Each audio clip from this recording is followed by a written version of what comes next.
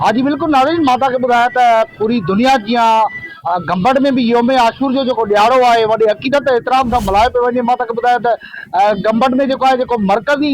खट वारो जेको मातमी जुलूस आहे, जेको सदियूं पुराणो जेको क़दीमी ॿुधायो पियो वञे, या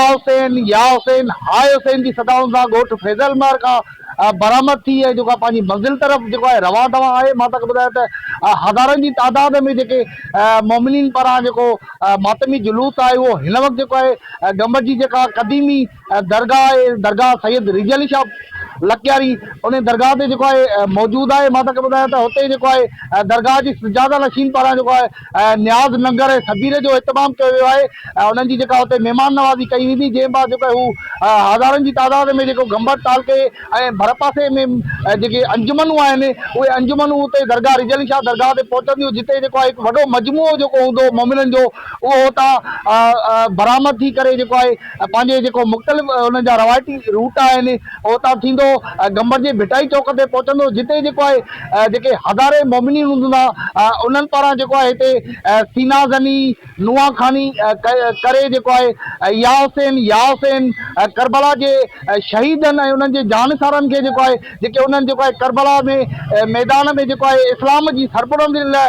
पंहिंजे जानिन जो नज़रानो ॾिनो, उन्हनि खे जेको आहे अक़ीदत जा जेके गुल आहिनि उहे पेश कया वेंदा। हुते जेको आहे जेका जुमे जी निमाज़ आहे उहा हुते शेख मौला में अदा कई वेंदी, जंहिं बाद जेको आहे जेको मातमी जुलूस आहे उहो पंहिंजे रवायती रस्तनि खां थींदो जेको आहे खोड़ा सैयद फ़कीर अली शाह जी इमाम बारगाह ते पहुचंदो, जिते जेको आहे पहुची करे हुते नहर थी वेंदो ऐं हुते जेको शामे गरीमा आहे उहा हुते बर्पा कई वेंदी। मां तव्हांखे ॿुधायां त हिन मातमी जुलूस जी सिक्योरिटी लाइ जेको सिंध पुलिस जा जेके जवान आहिनि, खेतपुर पुलिस